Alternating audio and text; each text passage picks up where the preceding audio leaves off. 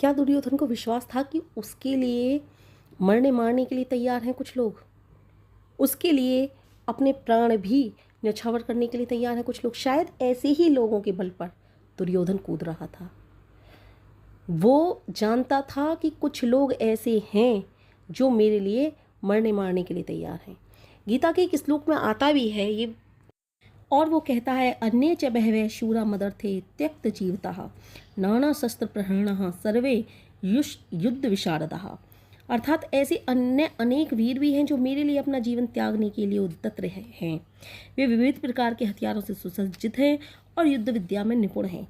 तो इस श्लोक से यह बात साफ जाहिर हो जाती है कि वो ऐसे ही लोगों के बल पर कूद रहा था। सबसे पहला तो कर्ण ही था ऐसा, जो कर्ण से उसे हर तरह से उम्मीद थी कि कर्ण उसे किसी भी प्रकार से कभी भी धोखा नहीं देगा।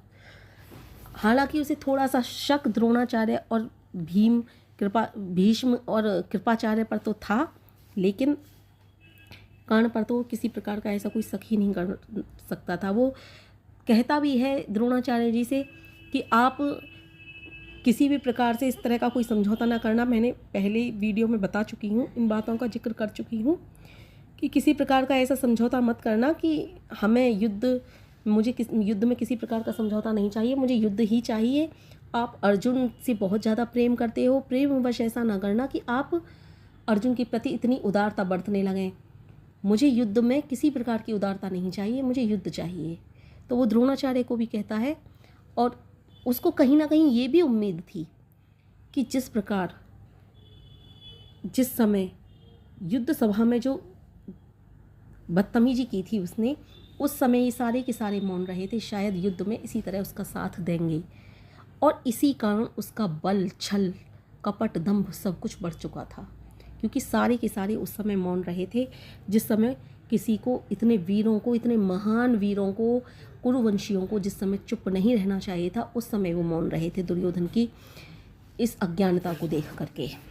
उसने जब भरी सभा में द्रौपदी के साथ बदतमीजी की थी, शायद उसे तभी बंदी बना लेने की घोषणा करनी चाहिए थी धृतराष्ट्र को और अन्य वीरों को, जैसे कि भीष्म पितामह को, द्रोणाचार्य को, कृपाचार्य को, किसी को तो करनी चाहिए थी।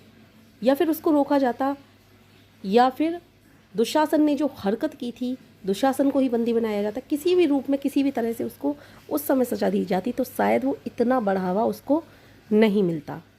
लेकिन कोई उसको रोकने वाला नहीं था, कोई उसको सजा देने वाला नहीं था। इस कारण भी उसके पैर बढ़ चुके थे। उसको पता था कि हर हालत में भीष्म पितामह जैसा वीर मेरे साथ खड़ा है, जिनको मृत्यु छू भी नहीं सकती उनकी मर्जी के बिना। वो उनके ही बल पर इतना कूद रहा था। द्रोणाचार्य जो इतने वीर हैं, जिन्होंने स्वयं हम सब के लिए शिक्षा दी है, उनके लिए भला युद्ध में कौन हरा सकता है? इन सब के बल पर ही वो निसंदेह कूद रहा था। कृपाचार्य, अश्वत्थामा जो स्वयं द्रोणाचार्य जी का बेटा था, इन सब के बल पर वो कूद रहा था। शकुनी के राज्य की संपूर्ण सेना उसके साथ थी, और वो न जाने कितने योद्धाओं का नाम भी लेकर के गिनाता है। और गीता के 8वें श्लोक में वो कहता भी है, भवान भीमश्च कर्णश्च कृपश्च समितंच है अश्वत्थामा विकर्णश्च सौम्य दत्ते इत्यैव च। अर्थात मेरी सेना में स्वयं आप, द्रोणाचार्य जी से कहता है, मेरी सेना में स्वयं आप, भीष्म, कर्ण, कृपाचार्य, अश्वत्थामा, विकर्ण तथा सोमदत्त का पुत्र भूरिश्रवा आदि हैं जो युद्ध में सदैव विजयी रहे हैं। उसे पता था कि इनको कभी कोई हराने वाला नहीं है, और इन्होंने जब जब भी युद्ध किया है, ये सदा उस युद्ध में विजयी ही रहे हैं। और वो निसंदेह इन्हीं सब के बल के ऊपर कूद रहा था। उसने एक और चतुराई खेली थी। जिस समय श्री कृष्ण से वो सहायता लेने के लिए गया था, युद्ध में सहायता मांगने के लिए अर्जुन और दुर्योधन दोनों ही गए थे, तो उस समय भी वो चतुराई खेल रहा था। लेकिन ये नहीं जानता था कि तुझसे भी कई गुना चतुर थे भगवान श्री कृष्ण, तो वो उनसे भी चतुराई खेल रहा था। उन्होंने जब कहा था नारायणी सेना में और मुझ में किसको चुनोगे, तो अर्जुन ने तो उनको चुन लिया, लेकिन वो यही सोच करके खुश हो रहा था कि अर्जुन ने एक निहत्थे व्यक्ति को चुना है जो निहत्थे रहेंगे। वो जानता नहीं था कि दिमाग से ही युद्ध जीते जाते हैं, बल से जीते जाते हैं, ये यकीनन बात सत्य है। लेकिन जो दिमाग से युद्ध जीत लिया जाता है वो बल से कभी नहीं जीता जा सकता। उसको ये पता ही नहीं था योगीराज श्री कृष्ण जिस फाले में खड़े होंगे उस फाले को कभी जीतना, कभी हराना संभव ही नहीं, सदैव वो फाला जीत कर ही रहेगा। उसको इस बात का अनुमान ही नहीं था, इसलिए वो वहाँ भी चतुराई खेलता है और नारायणी सेना को अपने दल में मिलाकर भी वो सोचता है मैं युद्ध जीत जाऊंगा नारायणी सेना को पाकर। वो अपनी सेना को बहुत ज़्यादा शक्तिशाली समझता है। वो इतनी शक्तिशाली सेना समझता है जिसमें भीष्म पितामह होते हैं, जिसमें द्रोणाचार्य होते हैं, कृपाचार्य होते हैं, अश्वत्थामा होता है, भूरिश्रवा होता है। ऐसी सेना को बहुत ज़्यादा शक्तिशाली समझता है और सोचता है कि मुझे हराने वाला कोई है ही नहीं। उसको ये भी पता था वैसे तो मुझे कोई हराने वाला है ही नहीं, लेकिन मैं कभी हारूंगा भी तो वो भीम के द्वारा ही हारा जाऊंगा, और वो भी गदा युद्ध के द्वारा हारा जाऊंगा। वो भीम से बहुत ज़्यादा ईर्ष्या करता था, तो वो जानता था इस बात को कि मेरी मृत्यु कभी निश्चित है तो वो भीम के ही द्वारा होगी।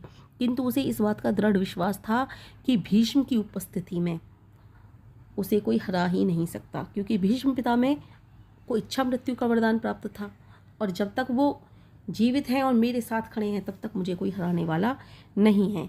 इन्हीं सब के कारण वो दंभ में आ गया था, घमंड में आ गया था, और उसको कभी उसके दुर्कर्मों की सजा नहीं मिली थी, इसलिए वो बहुत ज़्यादा घमंडी, पापी, अहंकारी और इतना ज़्यादा उद्दंड हो चुका था। भीष्म पितामह की वो शौर्य की प्रशंसा भी करता था बहुत ज़्यादा। वो कहता भी था कि उनकी जैसा कोई योद्धा है ही नहीं। वो बहुत ज़्यादा शौर्य की प्रशंसा करता था और अपने कहता था जब तक आप हैं पितामह, जब तक आप हैं मुझे तब तक कोई हराने वाला ही नहीं है। द्रोणाचार्य हैं, जब तक मुझे हराने वाला कौन है, कोई नहीं है। क्योंकि वो सदैव ही उन्होंने वचनबद्ध होते हुए वो दुर्योधन का साथ देते थे, इसलिए वो इन सब के बल पर कूद रहा था। उसका कोई निजी कारण नहीं था। कोई यदि उसे कहीं दंडित किया जाता, उसकी गलती पर उसे डांटा जाता, या उसे ये दिखाई देता कि मेरे साथ कोई खड़ा ही नहीं है, मैं अकेला पड़ गया हूँ, तो शायद वो इतनी उद्दंडता कभी कर ही नहीं पाता। वो कभी ये कहता ही नहीं कि मैं पांडवों को सुई की नोक भर जमीन भी नहीं दूंगा। इन सभी इतने सारे बड़े बड़े कारणों के कारण ही वो इतना चढ़ गया। इतने वीर योद्धा की चुप्पी का उसने बहुत ज़्यादा फ़ायदा उठाया। इतने बड़े बड़े योद्धाओं का सब भरी सभा में जो उसने बेइज्जत किया, या फिर बचपन में जो उसने गलतियां की उस पर कभी प्रतिबंध ही नहीं लगाया, किसी भी प्रकार की रोक टोक नहीं हुई। इन्हीं सब कारणों से निसंदेह वो इतना चढ़ गया था। अपने आप को ही वो बहुत ज़्यादा बलशाली समझने लगा था। वो सोचता था कि सब कुछ मेरे अनुकूल चलता है, ये सब कुछ कोई कुछ भी नहीं कर पाएगा, जो मैं चाहूँगा वो मुझे मिल जाएगा, वो जो मैं चाहूँगा वो मैं हासिल करके रहूँगा।